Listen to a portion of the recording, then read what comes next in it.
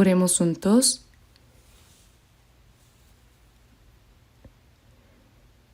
Padre Dios misericordioso que nos ama,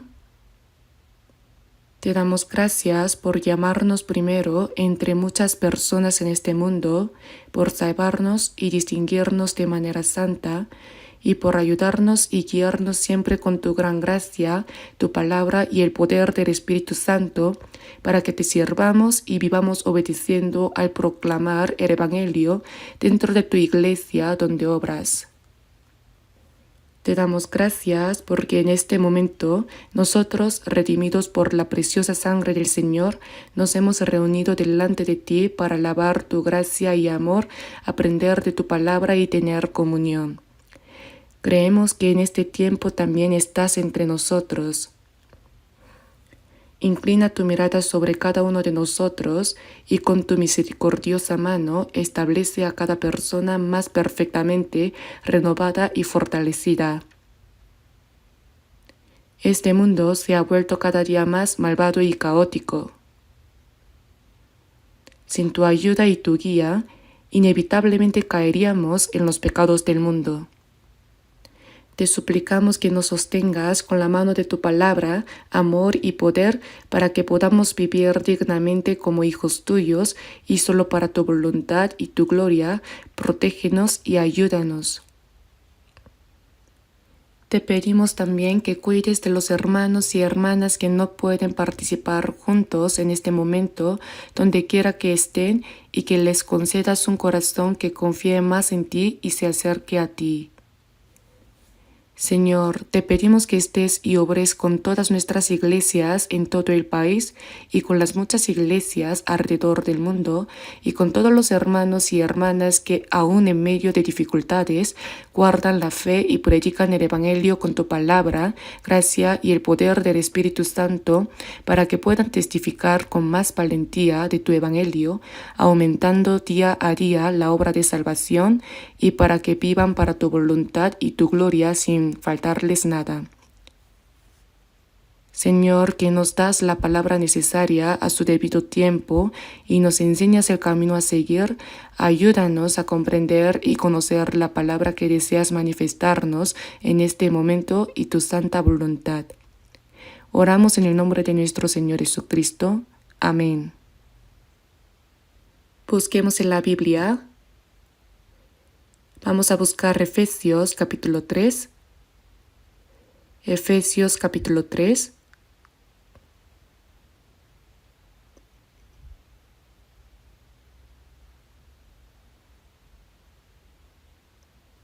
Efesios capítulo 3, versículos 20 y 21. Leamos juntos despacio los versículos 20 y 21. Y a aquel que es poderoso para hacer todas las cosas mucho más abundantemente de lo que pedimos o entendemos, según el poder que actúa en nosotros, a él sea gloria en la Iglesia en Cristo Jesús por todas las edades, por los siglos de los siglos. Amén. He titulado las enseñanzas que continuamos aprendiendo cada domingo por la mañana como la vida que permanece en el Señor, y hoy compartiré la 10ª enseñanza de esta serie. Los cristianos que han recibido la salvación tienen su posición en el Señor, en Cristo. En Juan capítulo 14, versículo 20 dice: En aquel día vosotros conoceréis que yo estoy en mi Padre y vosotros en mí y yo en vosotros. Y hace un momento, al recitar la Biblia, leímos que ha llegado hasta vosotros y desde el día que oísteis y conocisteis la gracia de Dios en verdad. El día en que oímos el Evangelio y comprendimos verdaderamente la gracia de Dios fue un día realmente maravilloso. Desde el momento en que fuimos salvos, se cumplió la palabra: yo estoy en mi Padre y vosotros en mí y yo en vosotros. Estar en Él significa estar unido a Él. Nosotros que vivíamos apartados de Cristo y de Dios, Al recibir el perdón de nuestros pecados, fuimos unidos al Señor y hechos uno con Él. ¿Qué acontecimiento tan asombroso es ese?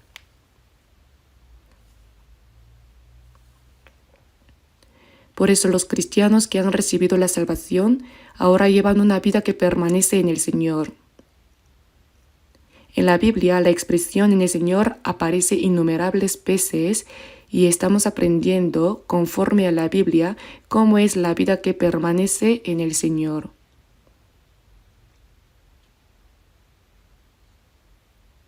El versículo que acabamos de leer, Efesios capítulo 3, versículo 20, dice, según el poder que actúa en nosotros. Aquí menciona en nosotros, refiriéndose a los santos que han sido salvos. Jesús dijo, vosotros pues oraréis así, Padre nuestro que estás en los cielos. Los que pueden llamar a Dios Padre nuestro son los santos nacidos de nuevo. Además, en Romanos capítulo 14, versículo 7 dice, porque ninguno de nosotros vive para sí y ninguno muere para sí. Pues si vivimos, para el Señor vivimos, y si morimos, para el Señor morimos. Así pues, sea que vivamos o que moramos, del Señor somos. Este nosotros se refiere a los santos que han recibido la salvación. Ninguno de nosotros vive para sí. ¿No es una palabra verdaderamente asombrosa? Los cristianos nacidos de nuevo son personas que están en el Señor, que viven para la voluntad y la gloria de Dios, y por eso dice, ninguno de nosotros vive para sí.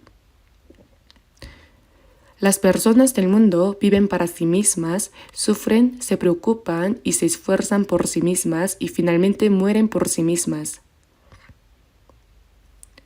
Pero los salvos han sido distinguidos de esa vida maldita.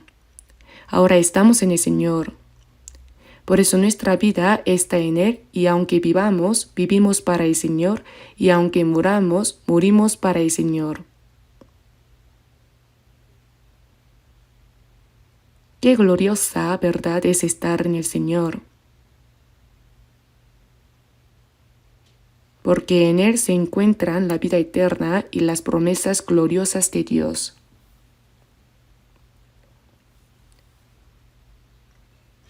Por eso aquí dice, según el poder que actúa en nosotros.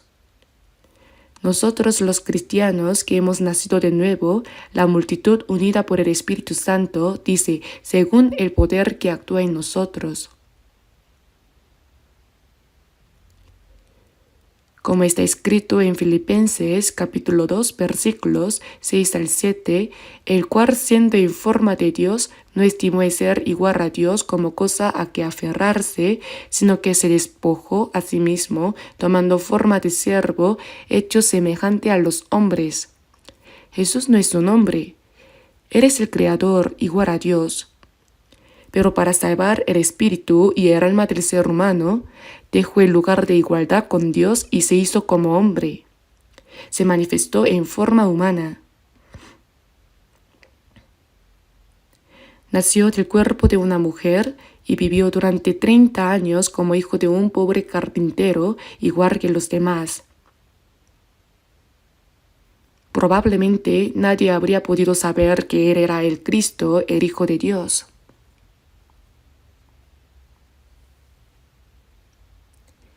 Y durante 3 años y medio de su vida pública, Jesús anduvo sin tener ni siquiera un lugar donde recostar la cabeza carnalmente. Durante el día, enseñaba la palabra fuera de la ciudad o frente al templo de Jerusalén, y por la noche dormía en el monte de los Olivos, recibiendo el rocío frío.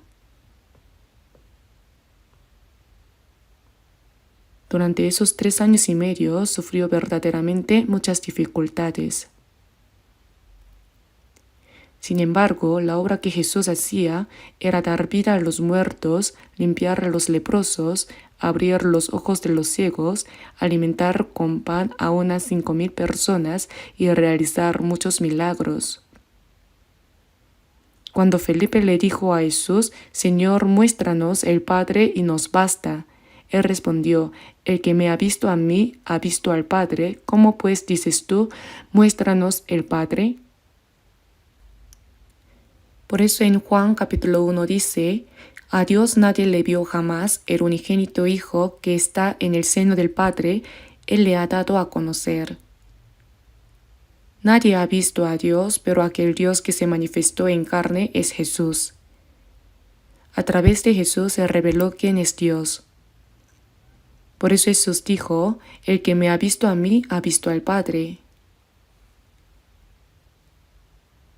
A través de Jesús se transmitió la palabra de Dios, a través de Jesús se manifestó el amor de Dios y se reveló qué es la gracia de Dios y cuál es el poder de Dios. Y después de que Jesús se fue, vino el Espíritu Santo.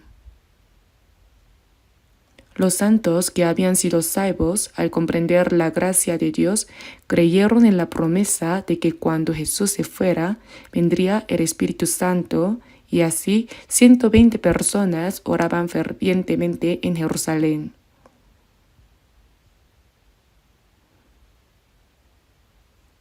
Tan pronto como llegó el día de Pentecostés, el Espíritu Santo descendió y los 12 apóstoles y los 120 fueron llenos del Espíritu Santo. Luego predicaron el Evangelio con valentía y en un solo día, el día de Pentecostés, 3,000 personas fueron salvas y bautizadas. En Hechos capítulo 2 está registrado que las personas que habían sido salvas comenzaron a tener comunión en Cristo. Después de que Jesús ascendió, a los que comprendieron la gracia de Dios fueron salvos y llegaron a ser uno por el Espíritu Santo, se les llama la Iglesia, el cuerpo de Cristo. Dios manifestó su amor y su poder a través de Jesús, y después de que Jesús se fue, el Espíritu Santo mora en la multitud de los salvos, y a esos santos salvos se les llama el cuerpo de Cristo. Jesús es la cabeza de la Iglesia, que es su cuerpo, y nosotros somos ese cuerpo. Todo lo que la cabeza piensa, desea y quiere realizar se cumple a través del cuerpo. El hecho de que Jesús sea la cabeza de la Iglesia y nosotros seamos el cuerpo de la Iglesia significa que la voluntad del Señor se cumple por medio de la Iglesia, que es su cuerpo. Por eso aquí la expresión en nosotros significa que los santos que han sido salvos son la multitud unida por el Espíritu Santo, la Iglesia que es el cuerpo de Cristo. Según el poder que actúa en nosotros, el poder que obró en Jesús, ¿dónde obra ahora? Obra en medio de nosotros. Entre los cristianos nacidos de nuevo, que son una multitud unida por el Espíritu Santo, el Señor obra en medio de ellos. Cuando se dice iglesia, la gente suele mirar una casa de ladrillos con una cruz colgada y decir, vaya, qué grande es la iglesia o qué bien construida está la iglesia. Pero eso es completamente incorrecto. La iglesia no es un edificio. Por eso en la Biblia está escrito, Aquila y Priscila con la iglesia que está en su casa, a Ninfas y a la iglesia que está en su casa, a Arquipo y a la iglesia que está en su casa. Las personas que se reúnen en esa casa son la iglesia. La palabra iglesia en griego es eklesia, que significa multitud distinguida. La multitud de santos que han sido salvos y distinguidos del mundo, a eso se le llama iglesia. La iglesia. La iglesia primitiva no tenía edificios de iglesia como los de ahora, ya sea que se reunían junto al mar, en las montañas, en los campos o en casas humildes. El lugar donde se reúnen los santos que han sido salvos, ese es la iglesia. Por eso, la iglesia primitiva solía reunirse en las casas de los santos que habían sido salvos. En Hechos capítulo 16 se cuenta que cuando el apóstol Pablo fue a Filipos a predicar el Evangelio, la primera persona que creyó fue una mujer llamada Lidia, vendedora de púrpura. Lidia, que comerciaba con telas de color púrpura, escuchó la palabra del apóstol Pablo y fue salva. Al recibir la salvación, su corazón se llenó de alegría y gratitud y por eso abrió su casa para Pablo y sus compañeros de evangelización, Pablo, Silas, Lucas, quien escribió Hechos y algunos otros, diciendo: si habéis juzgado que yo sea fiel al Señor, entrad en mi casa y posad.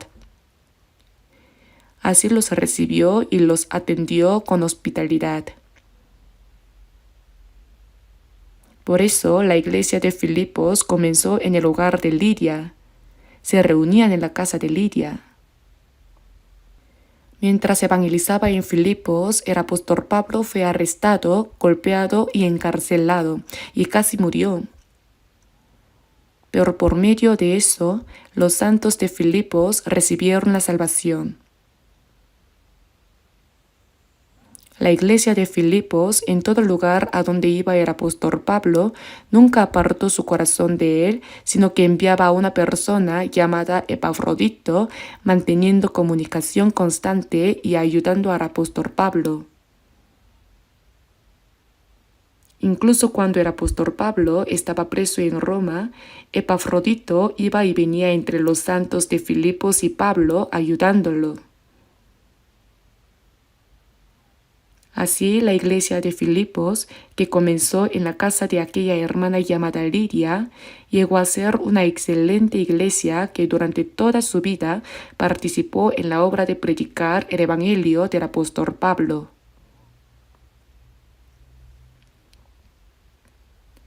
No solo la iglesia de Filipos, sino que también la iglesia primitiva comenzó en los hogares. Saludad a Ninfas y a la iglesia que está en su casa.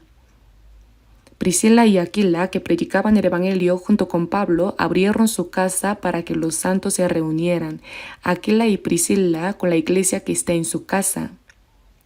Es la multitud de los santos que han sido salvos, ya sea en una playa solitaria en medio de las montañas o en una casa de techo de paja. Hay que saber que ese lugar es la iglesia. Las personas son la iglesia. Y esa iglesia es el cuerpo de Cristo. El Señor está en medio de ella y obra en medio de ella. El Señor que anduvo por la tierra de Israel resucitando a los muertos, limpiando a los leprosos y abriendo los ojos de los ciegos, manifestó el poder de Dios a través de esas obras. Ahora, a través de la iglesia que es el cuerpo de Cristo, Él da vida a las almas muertas por el pecado y las transgresiones, limpia a los pecadores sucios como los leprosos, abre los ojos de los ciegos espirituales, expulsa a Satanás y echa fuera a los demonios. El poder de Dios que se manifestó por medio de Jesús ahora se manifiesta a través de los santos que han sido salvos, a través de la iglesia, el cuerpo del Señor. El Señor es la cabeza de la iglesia, por lo tanto lo que la cabeza desea se cumple a través del cuerpo. Este misterio de la iglesia es verdaderamente asombroso.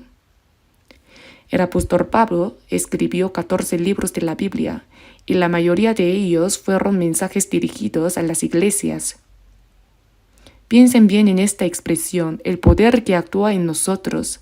El Señor está en medio de nosotros.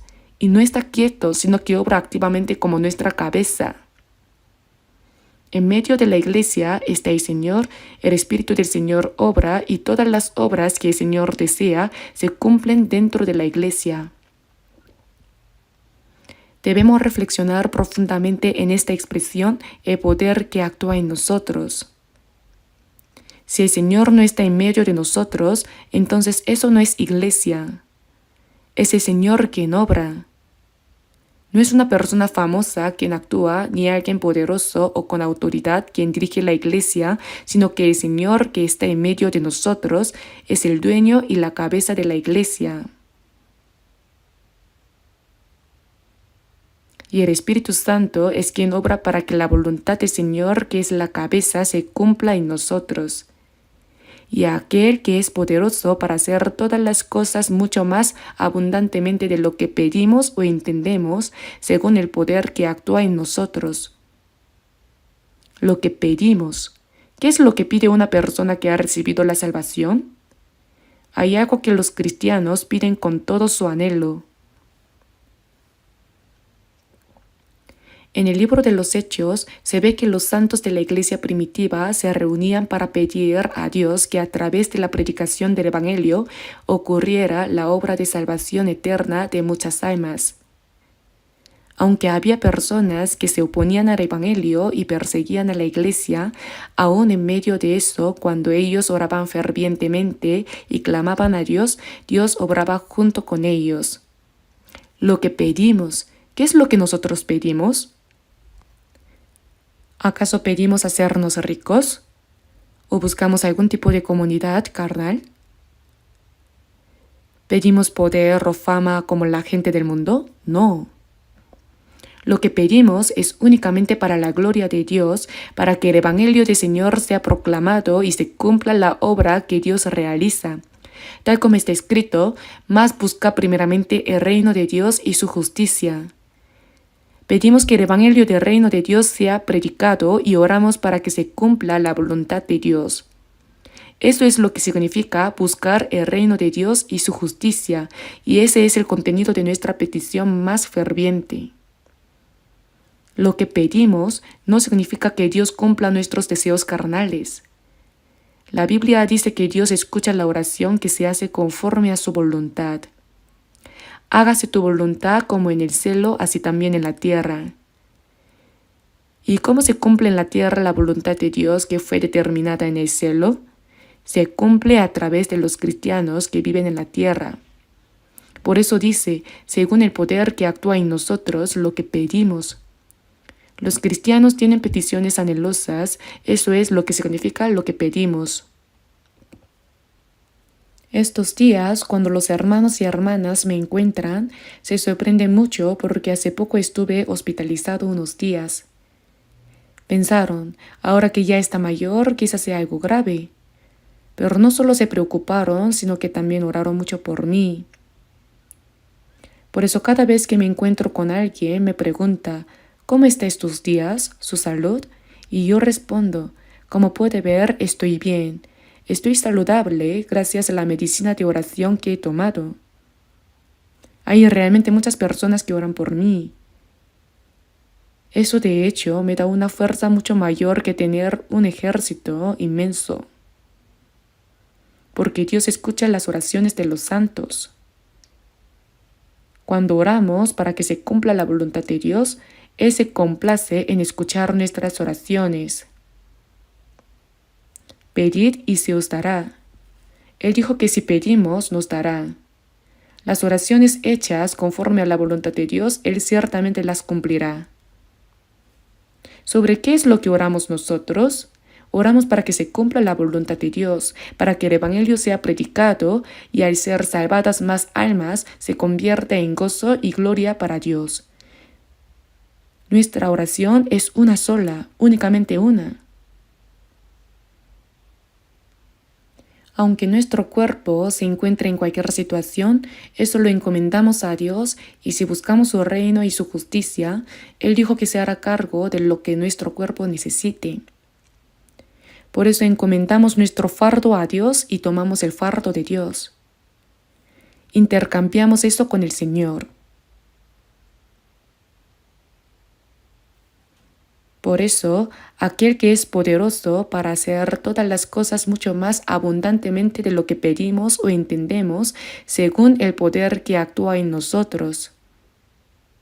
Lo que oramos y pensamos con fervor. ¿Qué piensan los cristianos? No piensan en las cosas vanas de este mundo.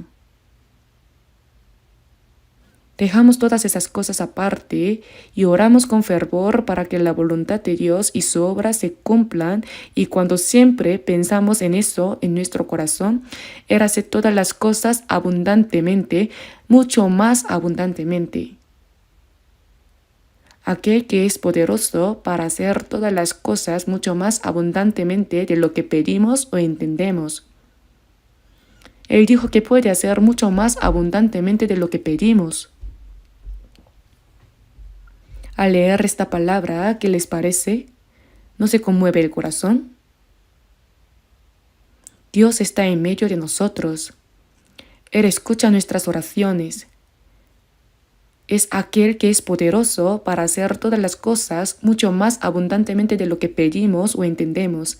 Es aquel que realiza esa obra.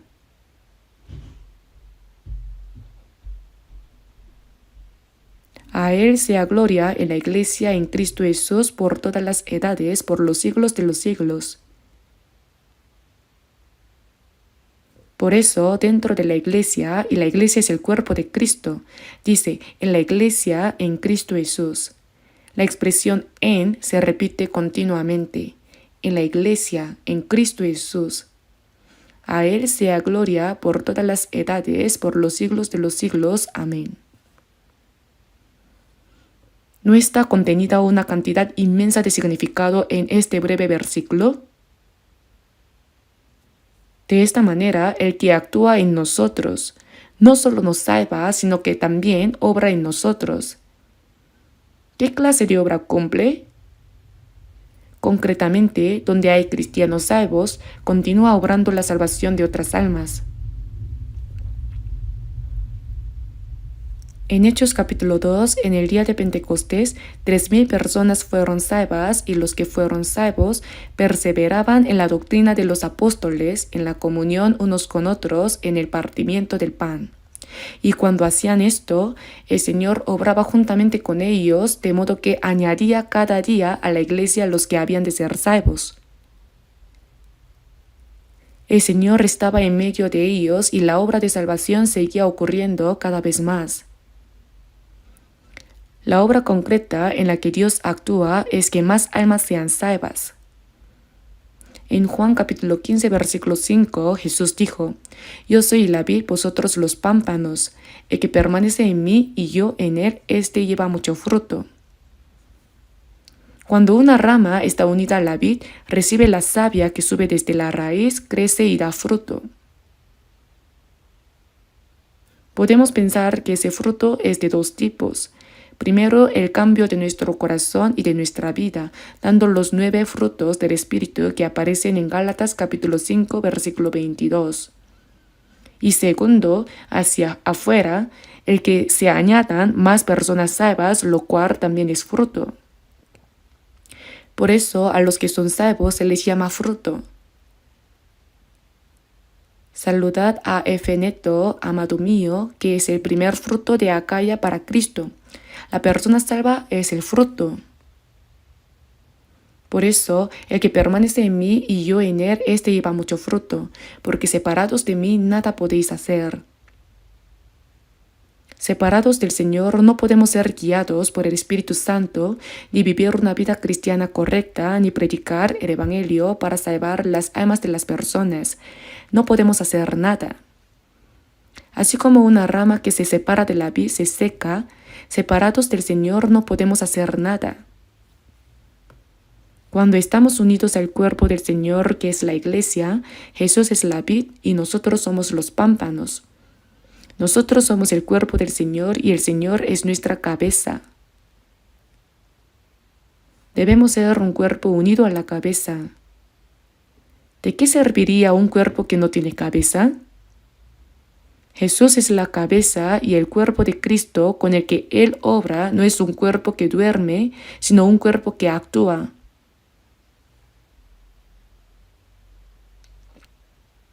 Por eso, érase que se añadan más personas salvas. Y aun cuando nosotros fuimos salvos, no fue porque tuviéramos una mente especialmente inteligente, sino porque al acercarnos a la multitud de los santos salvos, por medio del Espíritu Santo que obra en medio de esa iglesia, llegamos a comprender la gracia de Dios y fuimos salvos.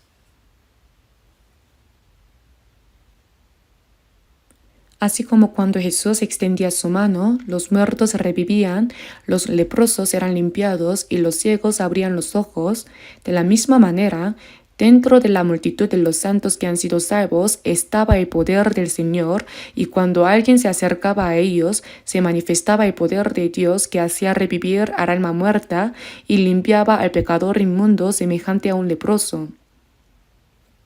Nosotros también fuimos salvos al acercarnos a esa iglesia por medio del poder del Señor que obra en medio de ella.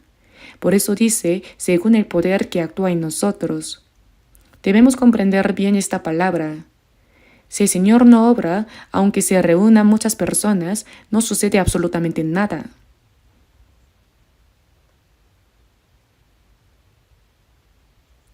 Y ahora veamos Efesios capítulo 4. Desde el versículo 1 hasta el versículo 6. Yo leeré Efesios capítulo 4 desde versículo 1 hasta versículo 6.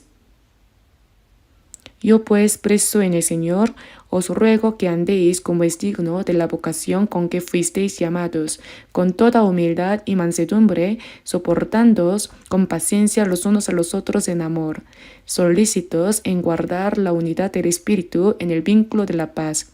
Un cuerpo y un espíritu, como fuisteis también llamados en una misma esperanza de vuestra vocación. Un Señor, una fe, un bautismo, un Dios y Padre de todos, el cual es sobre todos y por todos y en todos. Aquí, en el capítulo 4, versículo 1, la palabra pues se refiere ahora a lo que está en el capítulo 3, desde los versículos 20 al 21. Aunque por supuesto incluye también el contenido anterior. Aquel que es poderoso para hacer todas las cosas mucho más abundantemente de lo que pedimos o entendemos, según el poder que actúa en nosotros. Porque Dios obra poderosamente. Dice, yo pues preso en el Señor os ruego. Cuando el apóstol Pablo escribió estas palabras, estaba encarcelado en Roma.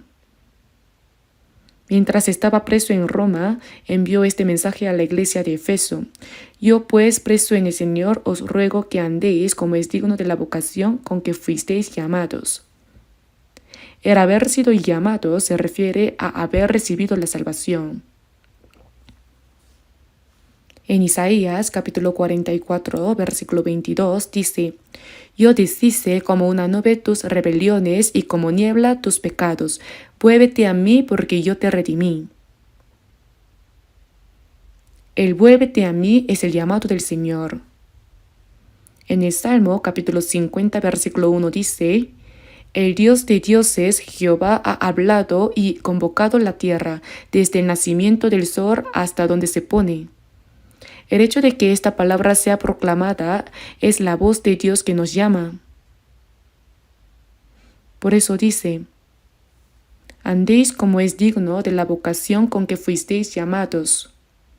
Haber sido llamados significa haber sido salvados. Dios nos llamó y fuimos salvos. Por eso debemos andar de manera digna del llamado con que Dios nos ha llamado, de la obra de salvación que Él ha hecho en nosotros. ¿Qué significa eso? En el hecho de que Él nos haya salvado hay un propósito de Dios. Entre los muchos propósitos, uno de los más preciosos es formar la iglesia, que es el cuerpo de Cristo. Jesús es la cabeza y los que han sido salvos van completando poco a poco la iglesia, que es el cuerpo de Cristo. Dicho en otras palabras, Jesús llega a ser la piedra angular del templo y las personas que han sido salvas van siendo edificadas como piedras vivas en una casa espiritual unidas por medio del Espíritu Santo. Por eso cuando dice, andéis como es digno de la vocación con que fuisteis llamados, significa vivan de acuerdo con el propósito por el cual Dios nos salvó. Entre los propósitos importantes por los que Él nos salvó está el formar la iglesia, que es el cuerpo de Cristo. La iglesia no puede ser formada por una sola persona. La palabra iglesia, eclesia, significa una multitud distinguida. Por eso, andéis como es digno de la vocación con que fuisteis llamados, quiere decir que fuimos salvados para que se forme el cuerpo de Cristo y hay una obra que Dios realiza a través de ese cuerpo. Esto nos enseña que conociendo eso, debemos andar de manera digna conforme a la voluntad de Dios que Él desea. Y en el versículo 2 dice, con toda humildad y mansedumbre. Esta humildad y mansedumbre son el carácter del Señor. En Mateo capítulo 11, versículo 29 dice, Llevad mi yugo sobre vosotros y aprended de mí, que soy manso y humilde de corazón. Si miramos la palabra mansedumbre en el diccionario, aparece con el significado de tratar con amabilidad o algo similar. No es un significado incorrecto, pero la mansedumbre de la que habla la Biblia no significa eso, sino que se refiere a una actitud de someterse silenciosamente a la voluntad de Dios. En Isaías capítulo 53 versículo 7 dice: como cordero fue llevado al matadero, y como oveja delante de sus trasquiladores, enmudeció y no abrió su boca. Los animales, cuando son llevados al matadero, lo saben. El buey, por ejemplo, llora intentando no huir. Y los otros animales también saben que van a morir. Pero la oveja, incluso cuando va a morir, va en silencio, simplemente sin resistirse. Como cordero fue llevado al matadero, y como oveja delante de sus trasquiladores, enmudeció.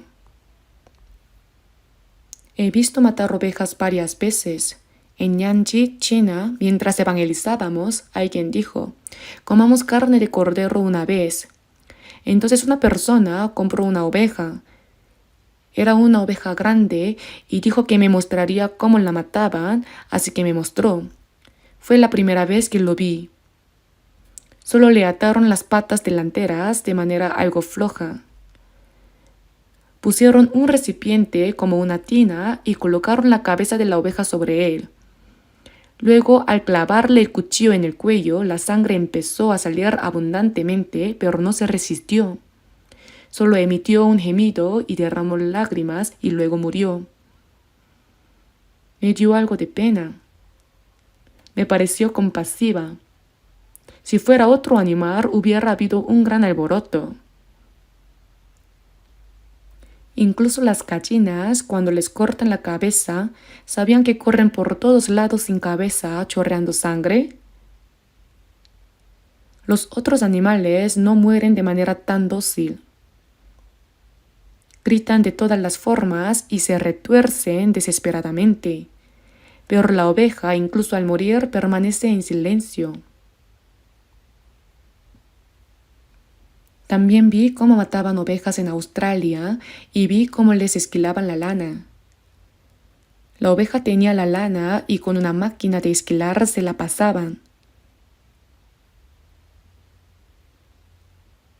Pero en un momento, al hacerlo un poco más, le hicieron una herida y la sangre comenzó a correr. Aún así, la oveja no se movía. Si la giraban, se dejaba girar así, y permanecía quieta como si estuviera muerta. Y cuando terminaban de esquilarla, quedaba completamente desnuda. Recién entonces, al darle un pequeño golpe, salía corriendo de un salto. Hasta que terminan de quitarle toda la lana, la oveja parece muerta. Como cordero fue llevado al matadero, y como oveja delante de sus trasquiladores enmudeció y no abrió su boca. Así fue Jesús. Parece que Dios creó a las ovejas así para describir a Jesús. Aun muriendo, permanecen en silencio. Cuando Jesús fue condenado injustamente a muerte, tampoco dijo ni una palabra. No dijo: ¿qué pecado he cometido? ¿Por qué quieren matarme? No lo hizo porque Él vino para morir. Nadie me la quita, sino que yo de mí mismo la pongo. Jesús no dijo nada porque entregó su vida voluntariamente para salvarnos. Habiendo sido condenado injustamente a muerte, los soldados romanos golpearon a Jesús con varas, le abofetearon el rostro con las manos y escupieron en su cara, pero aún así Jesús no expresó ni una sola palabra de protesta. Incluso cuando moría en la cruz, oró por aquellos que lo estaban matando. Eso es mansedumbre. La mansedumbre es, en silencio, obedecer la voluntad de Dios. En Filipenses capítulo 2 versículo 8 dice: haciéndose obediente hasta la muerte. Porque morir era la voluntad de Dios, obedecer hasta la muerte. Eso es mansedumbre. Cuando sabemos que algo es la voluntad de Dios y obedecemos su palabra en silencio, sin quejas, sin murmuración, sin resistencia, esa obediencia silenciosa es lo que se llama mansedumbre, ¿saben? Soy manso y humilde de corazón.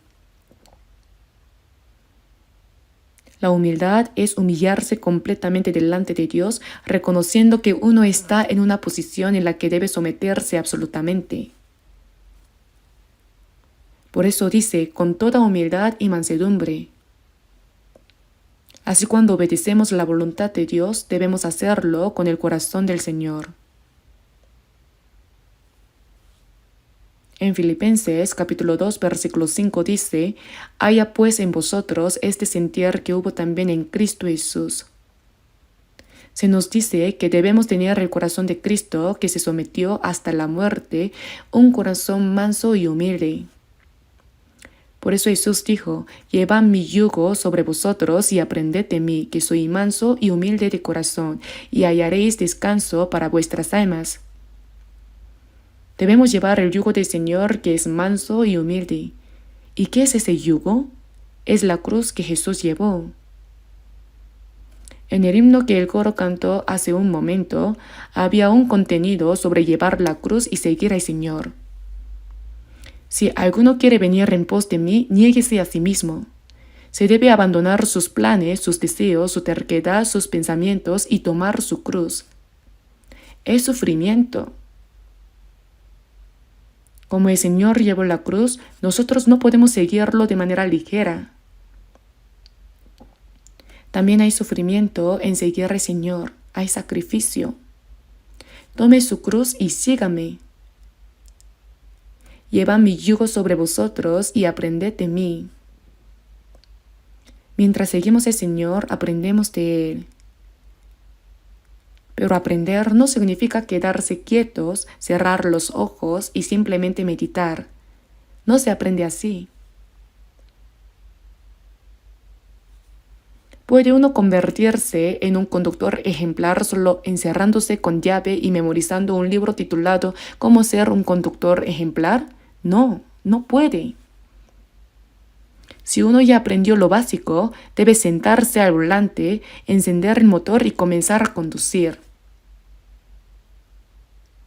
Nuestra vida cristiana se aprende en la vida cotidiana. Aunque uno se encierre y memorice toda la Biblia, eso no significa que haya aprendido.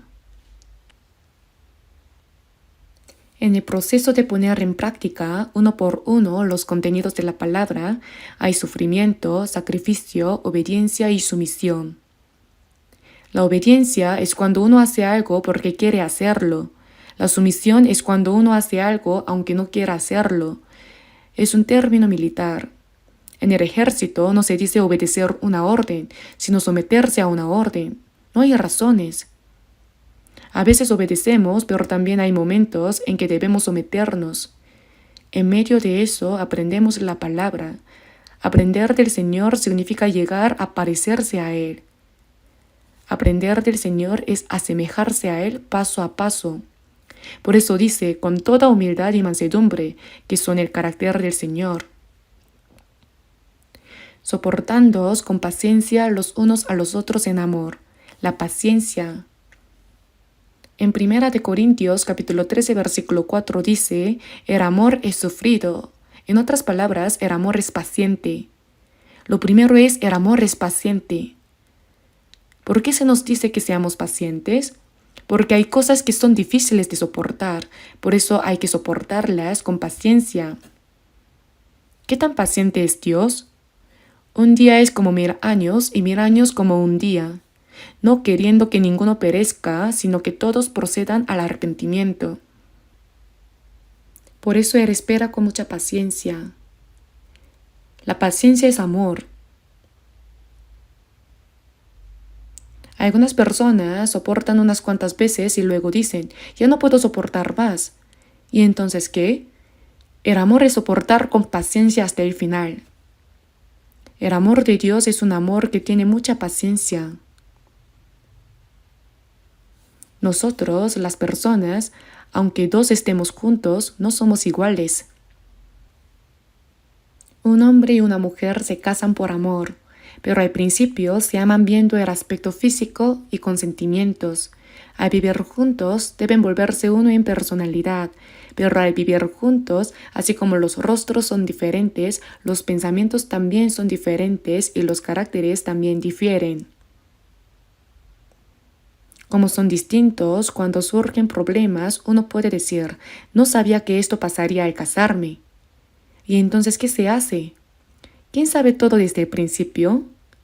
Al principio solo se ven las cosas buenas, pero con el tiempo aparecen las debilidades, no encajan. ¿Qué se hace entonces? Hay que soportar. Hay cosas difíciles de soportar, por eso hay que soportarlas con paciencia. Al soportar, eso se llama afecto mezclado, afecto bonito y feo. Entendiéndose mutuamente y soportando pacientemente, el amor se perfecciona. La personalidad de Cristo se va formando poco a poco. Con el amor de la paciencia, cuando se forma la personalidad de Cristo, aunque nosotros, los cristianos, hayamos recibido la salvación, todavía hay muchos problemas, ¿verdad? No es que al ser salvo, nuestra antigua naturaleza desaparezca por completo. Así como los rostros son distintos, los pensamientos son distintos, la personalidad es distinta, el carácter es distinto, todo es distinto. Por eso surgen problemas. Si un hermano o hermana no nos agrada, podemos sentir antipatía o no querer acercarnos. Eso es pensar equivocadamente. Cada uno también tiene debilidades, mutuamente.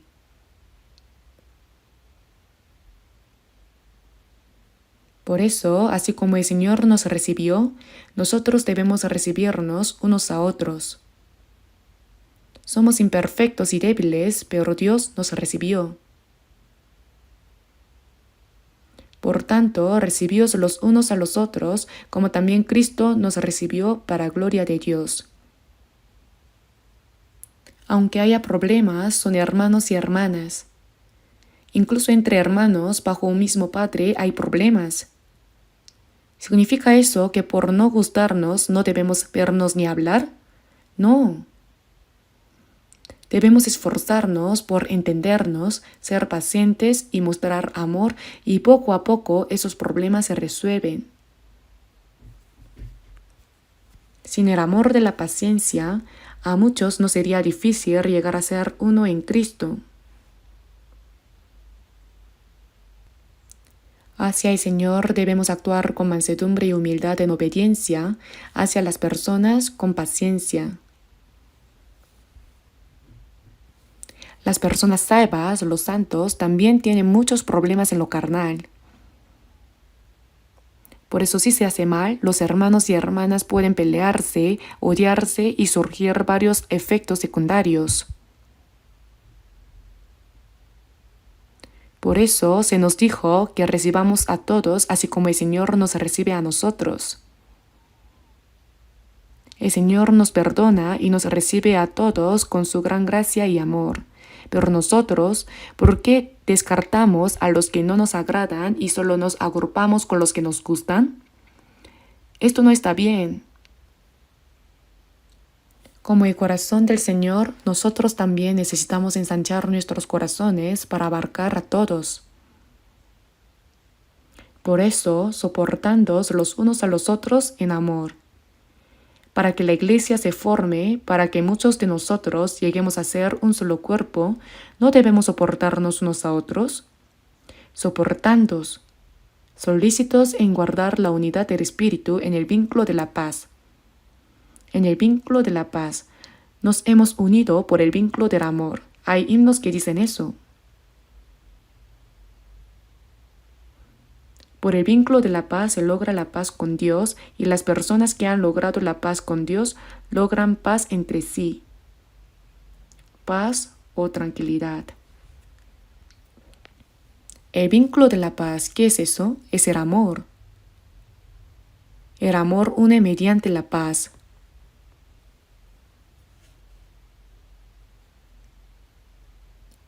Los políticos se reunieron esta vez en el APEC y dijeron, vamos a llevarnos bien de ahora en adelante, no hagamos guerra, busquemos la paz. Pero si cada uno busca demasiado su propio beneficio, ahí surge el problema. También se producen guerras. Ocurren tragedias de matar y ser matado. Nosotros, los cristianos, debemos lograr la paz con las personas porque ya se ha logrado la paz con el Señor. Por eso el vínculo de la paz, como nos hemos hecho uno por la gracia del Señor mediante el amor, por el vínculo de la paz nos han atado como uno solo, la unidad. No se nos dijo que estuviéramos solícitos para llegar a ser uno. Dios ya nos ha hecho uno. Tenemos un solo Dios Padre, un solo hermano y hermana, la esperanza es la misma, la fe es la misma y el propósito de vida es el mismo. Por eso dice, solícitos en guardar la unidad del Espíritu en el vínculo de la paz. El Señor ya nos ha hecho uno. Cuando vayamos al cielo, bueno, en ese entonces no habrá ningún problema. ¿Por qué? Porque todo lo de la carne habrá terminado. Mientras vivimos en esta tierra, todavía existen todos los problemas de la carne que no han sido transformados, pero el Espíritu Santo trasciende estos problemas y nos hace uno. La unidad del Espíritu. Como hemos recibido la salvación, tenemos la misma fe y esperanza, y el propósito de vida es el mismo. Nos hemos hecho uno en el amor del Señor y por la palabra. Ser uno no es posible sin amor. Se requiere compasión mutua, perdón mutuo, ayudarse unos a otros. Por eso dice, solícitos en guardar la unidad del Espíritu en el vínculo de la paz. Los salvos han sido hechos uno por el Espíritu Santo. ¿Por qué se nos dice que estemos solícitos por guardarlo? Porque debido a la antigua naturaleza que aún no ha sido transformada, surgen problemas en esta unidad. Sería bueno si no hubiera problemas después de haber sido hecha la unidad, pero los hay. Hay peleas, las personalidades son diferentes, los trabajos que hacemos son diferentes. Cuando intentamos hacer algo juntos surgen muchos problemas. Por eso dice, solícitos en guardar la unidad del Espíritu en el vínculo de la paz. Esto es una enseñanza muy importante. El Espíritu hace que seamos uno y quien quiere romper esto es el diablo. El diablo no puede quitarnos nuestra salvación. En Juan capítulo 10, versículo 28 dice, y yo les doy vida eterna y no perecerán jamás, ni nadie las arrebatará de mi mano. El Señor que nos ha dado vida eterna sostiene nuestra vida firmemente con su mano. Si he recibido la salvación, Él protege mi alma, la vida salvada, para que no se pierda. No es por mi fuerza, sino por el Señor. Mi Padre que me las dio es mayor que todos, y nadie las puede arrebatar de la mano de mi Padre. En la mano de Jesús, en la mano del Padre. Hay un sistema de seguridad doble o triple. Por eso, quien ha nacido de nuevo, su alma, su vida no será arrebatada.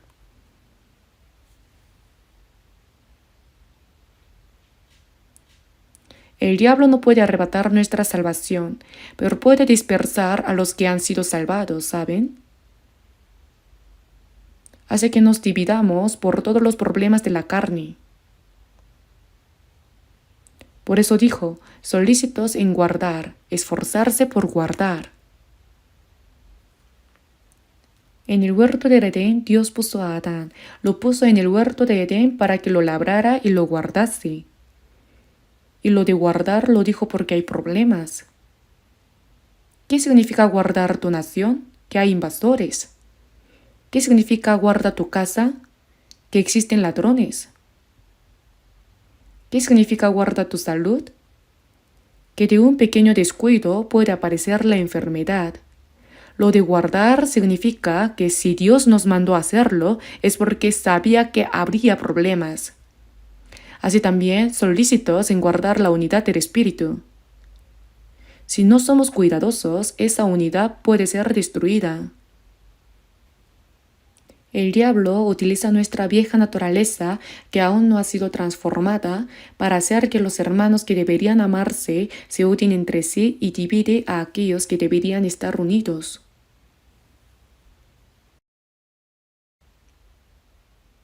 Por eso, si vemos Mateo capítulo 12, versículo 30, el que no es conmigo, contra mí es. El Señor es quien nos reúne. Él continuamente nos reúne junto con Él. Cuando somos salvos, nos reúne y las personas salvas, mientras nuestra fe crece continuamente en la palabra, nos hacemos uno. Cuando la fe crece cada vez más y las personas se vuelven maduras, no se separan, porque tienen la personalidad del Señor. Pacientes como el Señor, mansos y humildes como el Señor, y si solo esas personas se reúnen, no hay ningún problema. Las personas cuya fe todavía es inmadura tienen más asuntos de la carne. Por eso también hay quienes dispersan lo que debería ser uno. Por supuesto, hay personas que fingen ser salvas, pero que no son salvas y entran en la iglesia causando problemas. A esas personas debemos descubrirlas y tomar alguna medida. Pero el que conmigo no recoge, el Señor nos salva y nos reúne a nosotros que estábamos dispersos por todas partes dentro del Señor, dentro de la iglesia que es el cuerpo del Señor. La unidad del Espíritu Santo nos reúne como el pueblo que irá al cielo. Dios hace esa obra a través de nosotros. El que conmigo no recoge, desparrama. Algunas personas hablan sin cuidado, hiriendo el corazón de otros, haciendo que los débiles se dispersen en la iglesia y no puedan llevar su vida cristiana. Eso es un pecado muy grande. El Señor hace para que seamos uno y ellos lo dispersan. Hacer lo contrario de lo que hace el Señor, ¿qué tan gran pecado es? Por eso, el que conmigo no recoge, desparrama. Debemos recordar bien las palabras de Mateo capítulo 12, versículo 30.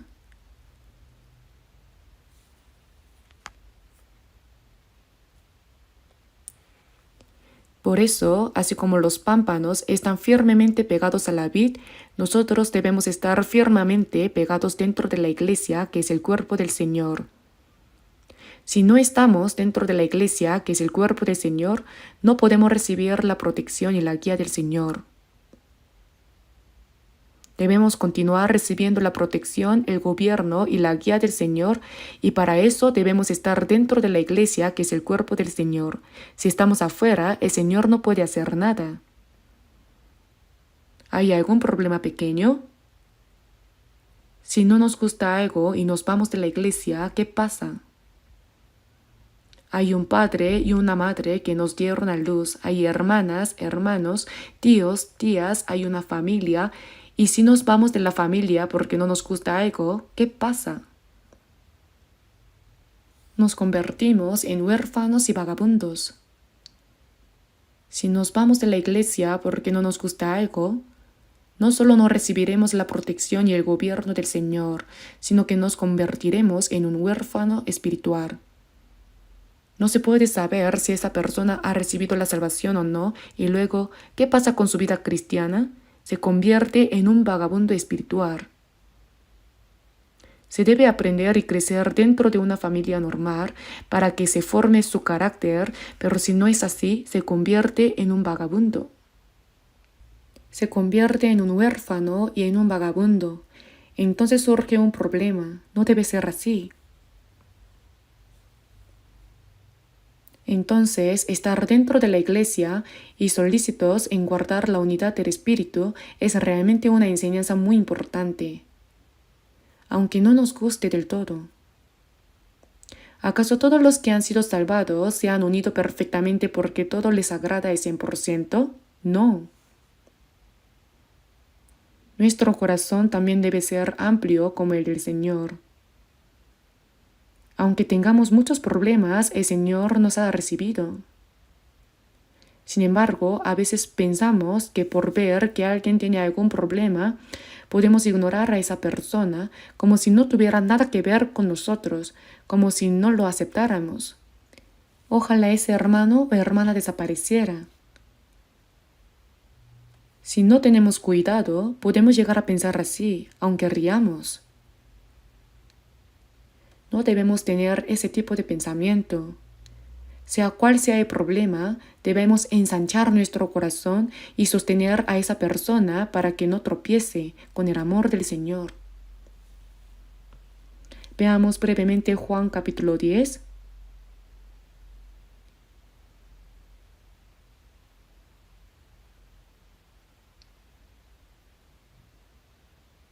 Observemos Juan capítulo 10, versículo 16.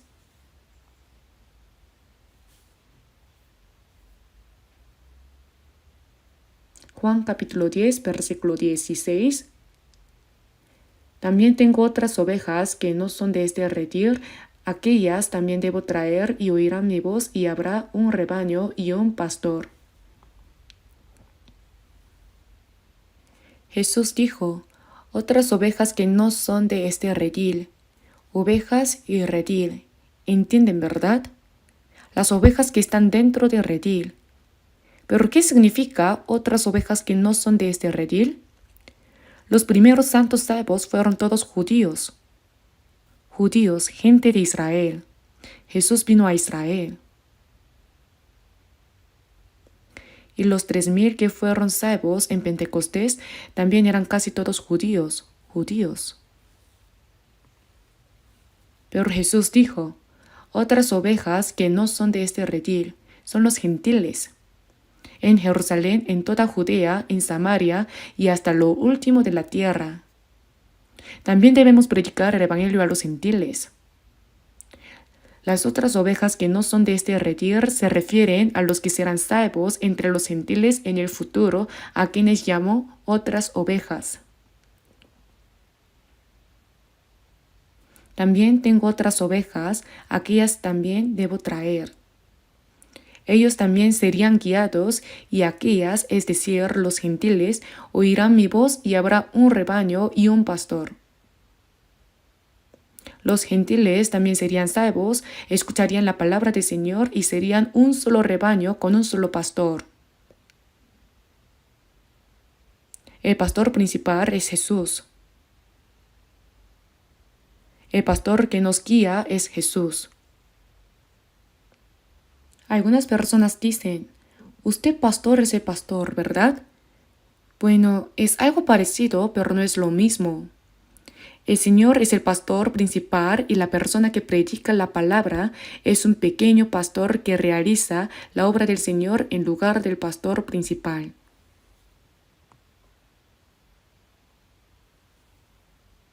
Por eso, quien cuida a las ovejas, el Señor, es el pastor principal, y la persona que predica la palabra es el pequeño pastor que el pastor principal ha establecido. Por eso, un solo rebaño, es decir, los que han sido salvos serían un solo rebaño con un solo pastor. Nuestro pastor es el Señor. Nosotros seguimos la voz del Señor, ¿verdad? ¿Acaso seguimos al pastor de la iglesia? ¿A cualquier lugar? ¿A dónde? A cualquier lugar, siguiendo al pastor de la iglesia, siguiendo a la denominación, siguiendo la tradición. Hasta el infierno vamos. No puede ser así, ¿verdad? Debemos seguir al Señor a cualquier lugar. Escuchamos la voz del Señor. Estamos aguzando nuestros oídos para escuchar la voz del Señor. ¿Nos reunimos en la iglesia para escuchar los sermones famosos del pastor? Literarios, filosóficos, científicos, morales. Eso no sirve. Eso se puede aprender en el mundo. Venimos a la iglesia para escuchar la voz del Señor. Por eso, en los caracteres chinos de iglesia, se usan los caracteres de enseñar y reunirse. La iglesia es reunirse para recibir la enseñanza de la palabra del Señor. Ese carácter chino me parece realmente adecuado. Entonces, ¿qué hacemos cuando venimos a la iglesia? Escuchamos la voz del Señor, escuchamos la palabra del Señor. Por eso, si el pastor intenta predicar lo que él sabe bien, su propio conocimiento o alguna de sus ideas, no sirve, no puede ser así. De alguna manera, debe sembrar la palabra del Señor, ¿verdad? La palabra del Señor. Y oirán mi voz y habrá un rebaño. Un rebaño que escucha la voz de un solo pastor se convierte en un solo rebaño. Ahora tenemos alrededor de 230 iglesias en todo el país y unas 1.190 iglesias en 82 países en el extranjero. Pero actuamos como una sola iglesia. ¿Por qué? Porque escuchamos la voz de un solo pastor y lo seguimos. ¿A quién seguimos? ¿Hay alguien famoso en nuestra iglesia? No. Simplemente todos escuchan la voz del Señor y siguen al Señor. Habrá un rebaño convirtiéndose en un rebaño de ovejas que sigue al Señor continuamente. En el Salmo capítulo 23, versículo 1 dice, Jehová es mi pastor, nada me faltará. Dios es mi pastor, Jesús es mi pastor. Nada me faltará. Escuchando la palabra del Señor, nos convertimos en un solo rebaño y seguimos al Señor, que es nuestro pastor. Por lo tanto, si nos apartamos de este rebaño, no podremos recibir la protección y la guía del Señor, que es nuestro pastor. Pase lo que pase, no debemos apartarnos de la iglesia del Señor. ¿Cómo podríamos escuchar la voz del Señor y seguir al Señor si nos apartamos de la iglesia? Volvamos a Efesios. Veamos Efesios capítulo 4, versículos 13 y 14. Efesios capítulo 4, versículos 13 y 14. Hasta que todos lleguemos a la unidad de la fe y del conocimiento del Hijo de Dios, a un varón perfecto, a la medida de la estatura de la plenitud de Cristo, para que ya no seamos niños fluctuantes, llevados por doquiera de todo viento de doctrina, por estratagema de hombres que para engañar emplean con astucia las artimañas del error. En este versículo dice, hasta que todos lleguemos a la unidad de la fe y del conocimiento del Hijo de Dios, a un varón perfecto. Ese varón perfecto es la iglesia, ¿verdad? Llegar a la unidad de la fe y del conocimiento del Hijo de Dios. No solo se perfecciona gradualmente nuestro carácter de fe de manera personal, sino que aquí llegar a un varón perfecto significa que se forma la iglesia, que es el cuerpo de Cristo. A la medida de la estatura de la plenitud de Cristo. Debemos ser uno en la fe y en el conocimiento. ¿Por qué hay tantos grupos denominacionales entre los que creen en Jesús? Hay literalmente cientos de denominaciones. En nuestro país hay muchas iglesias presbiterianas. Incluso dentro de las presbiterianas hay diferentes tipos de presbiterianas. Metodistas, el Ejército de Salvación y hay muchas otras denominaciones. En Estados Unidos hay muchas iglesias bautistas. Incluso dentro de los bautistas hay bautistas del sur, bautistas del norte. Las iglesias bautistas de Estados Unidos parecen ser relativamente más evangélicas, pero eso no significa que todas esas personas sean salvas. De todos modos, a nivel mundial, Dios es uno solo. ¿Por qué hay tantas denominaciones y por qué pelean y se dividen entre ellas? ¿Por qué? Porque no son uno en la fe y en el conocimiento.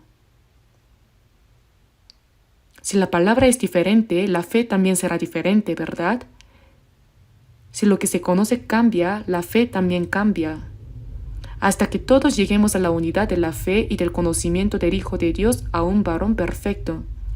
La fe y el carácter de cada persona deben perfeccionarse personalmente y además debe formarse la Iglesia, que es el cuerpo de Cristo.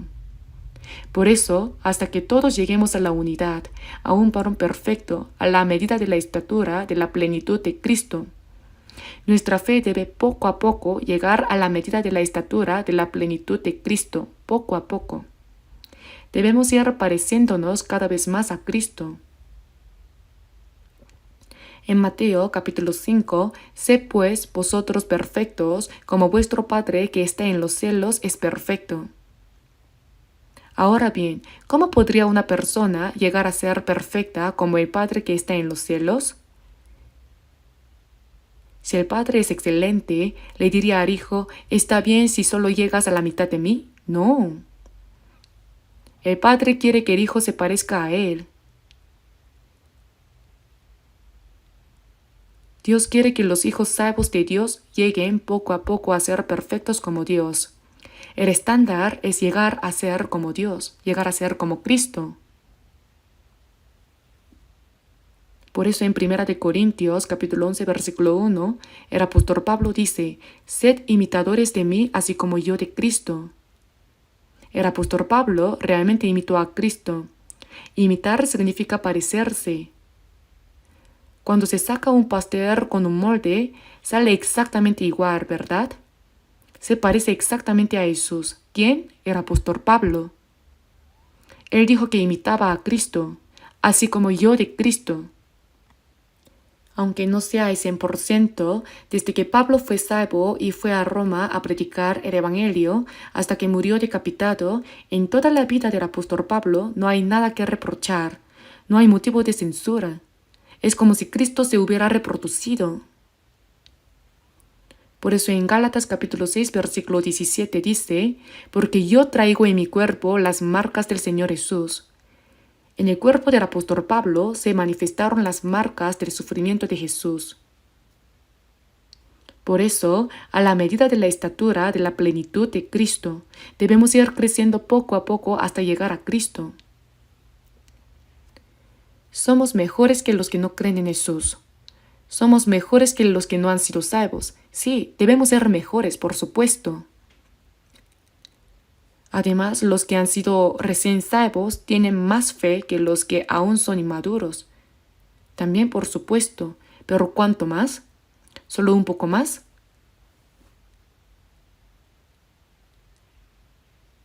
El cuerpo, con un año y otro, crece. La edad avanza y gradualmente madura, ¿verdad?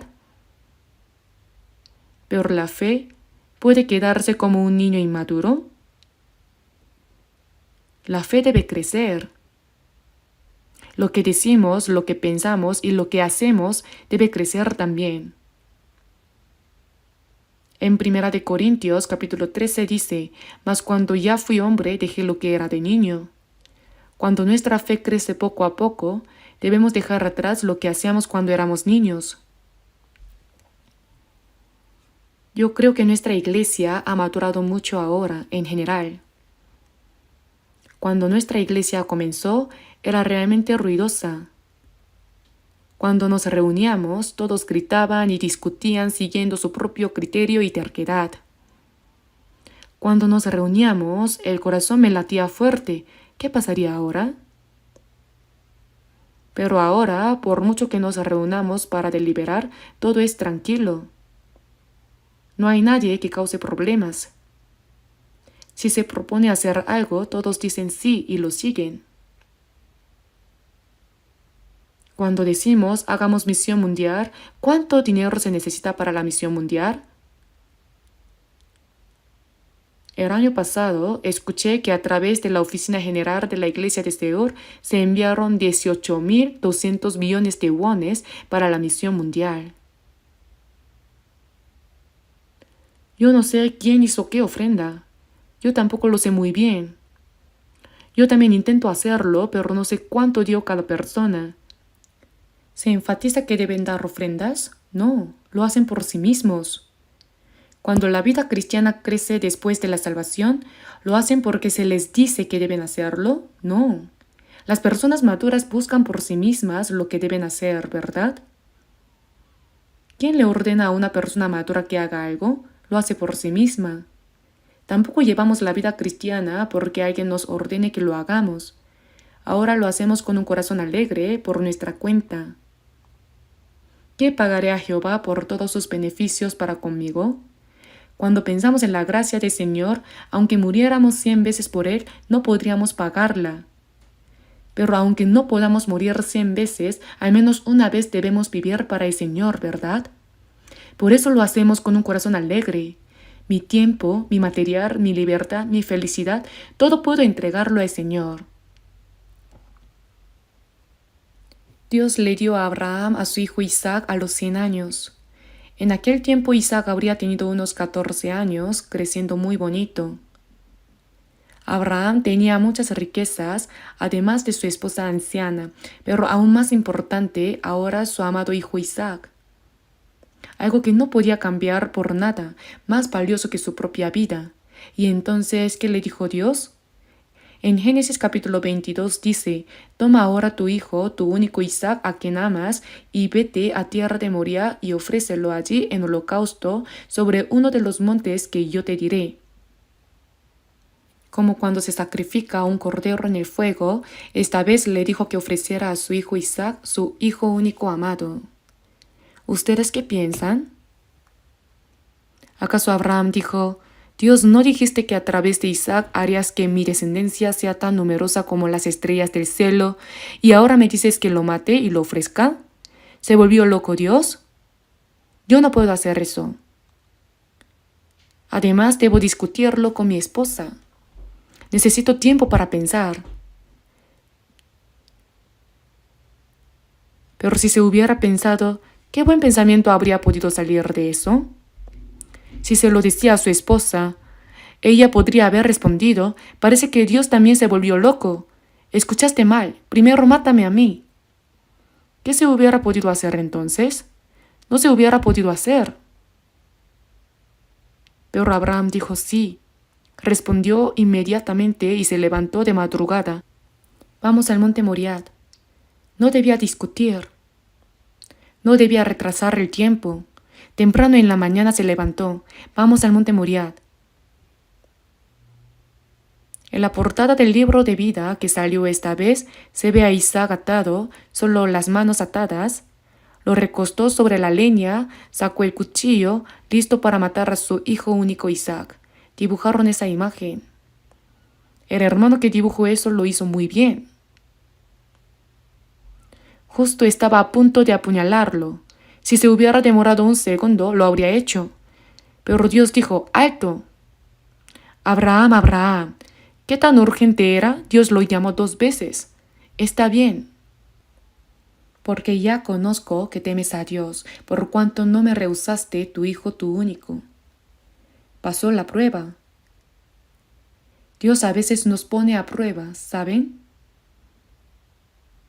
Dios no necesitaba poner a prueba el corazón de Abraham. Él lo sabía todo. ¿Pero era necesario probarlo de esa manera? Sí. Dios conoce nuestro corazón, pero quiere ver que eso se manifieste en acción. No basta con amar al Señor en el corazón y decir que viviremos por Él. Debe mostrarse en la realidad. Hijitos míos, no amemos de palabra ni de lengua, sino de hecho y en verdad. Abraham ofreció a su hijo único Isaac a Dios. Dios entregó a su Hijo único, Jesús, para morir en la cruz por pecadores como nosotros. Entonces, ¿qué no podríamos hacer por el Señor? Si nuestra fe crece, podemos hacerlo, como Abraham. Una persona cuya fe ha crecido no necesita que le digan que haga algo. Lo hace voluntariamente y sabe lo que debe hacer.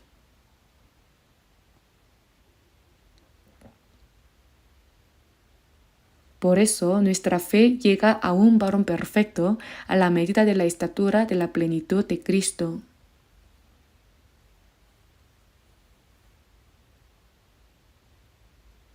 En Efesios capítulo 4 versículo 14 dice, para que ya no seamos niños fluctuantes, llevados por doquiera de todo viento de doctrina, por estratagema de hombres que para engañar emplean con astucia las artimañas del error. Ahora, si nuestra fe crece y no somos niños, una persona madura no cae en la estratagema de hombres para engañar ni las artimañas del error. ¿Saben cuántas tentaciones hay para derribar a un santo salvo? A veces vienen a través de amigos cercanos, a través de la familia. Hay muchas artimañas del error. Para que ya no seamos niños fluctuantes, llevados por doquiera de todo viento de doctrina. Hay muchos tipos de enseñanzas, doctrinas, ¿verdad? Escuché que una persona que dice haber sido salva se fue a Shincheonji. Y yo digo, eso es un cero absoluto, no es salvación. ¿Acaso una persona salva iría a Shincheonji? ¿A un grupo así? Están locos. Ponen a un anciano moribundo como líder y dicen que no morirá. Hay muchas enseñanzas heréticas de todo tipo. Incluso dentro de lo que se considera ortodoxo hay herejías, ¿lo saben? Dicen que es ortodoxo y mucha gente lo sigue, pero en realidad es herejía. Si hablo más de esto, podría haber problemas, así que lo dejo ahí. Todo lo que impide la salvación y es falso, eso es herejía, ¿verdad? Llevados por doquiera de todo viento de doctrina. No debemos dejarnos llevar de un lado a otro. Ahora leamos juntos Efesios capítulo 4 versículo 15, sino que siguiendo la verdad en amor, crezcamos en todo en aquel que es la cabeza, esto es Cristo. Siguiendo la verdad en amor. Solo en la obediencia dentro de la verdad, en todo, en todas las cosas, hasta Cristo. Hasta Él, hasta Cristo, crezcamos.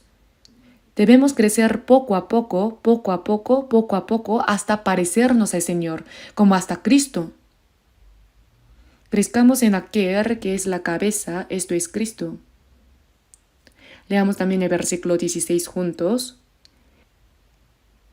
De quien todo el cuerpo, bien concertado y unido entre sí por todas las coyunturas que se ayudan mutuamente según la actividad propia de cada miembro, recibe su crecimiento para ir edificándose en amor.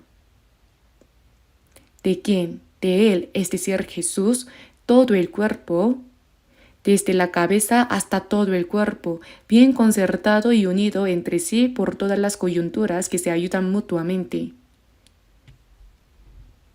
Esta palabra de recibir ayuda a través de las coyunturas se refiere a que en la cabeza tenemos la glándula pituitaria, ¿verdad?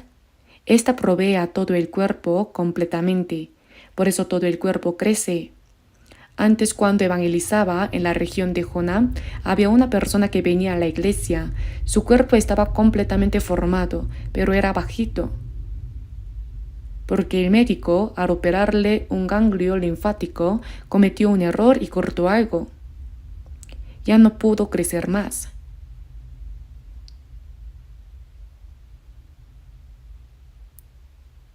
De la misma manera, si no tenemos cuidado, aunque alguien haya sido salvado hace mucho tiempo, su fe puede no crecer en absoluto. Eso no debe pasar. ¿Cómo crece todo el cuerpo?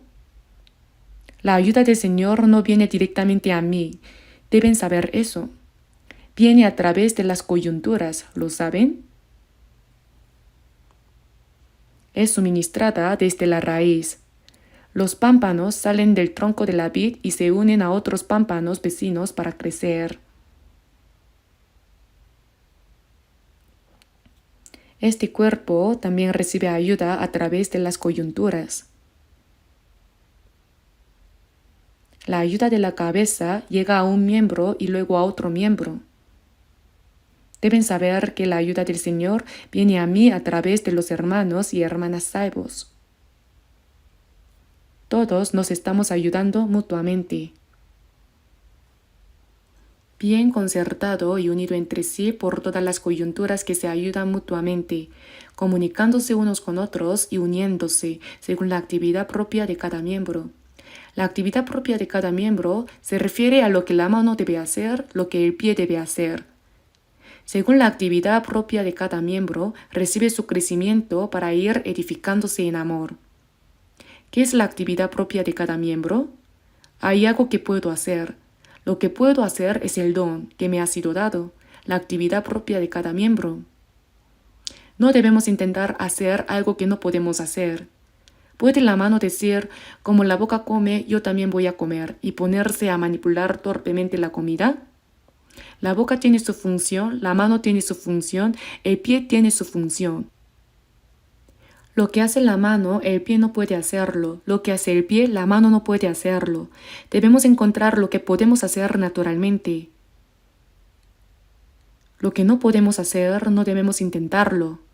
Lo que podemos hacer naturalmente, esa es la medida de nuestra fe, según la actividad propia. Luego, a medida que la fe crece, la Iglesia se edifica por sí misma en amor.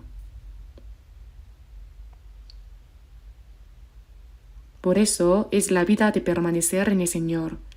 Hoy debo terminar aquí. No saben cuán valiosa es la vida dentro de la Iglesia, la vida que permanece en el Señor. Debemos seguir aprendiendo. Oremos juntos.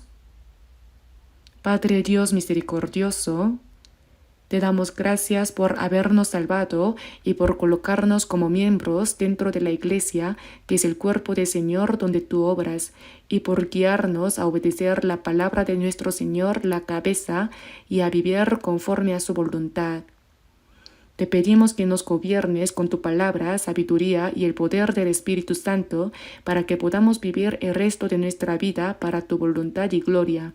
Oramos en el nombre de nuestro Señor Jesucristo. Amén.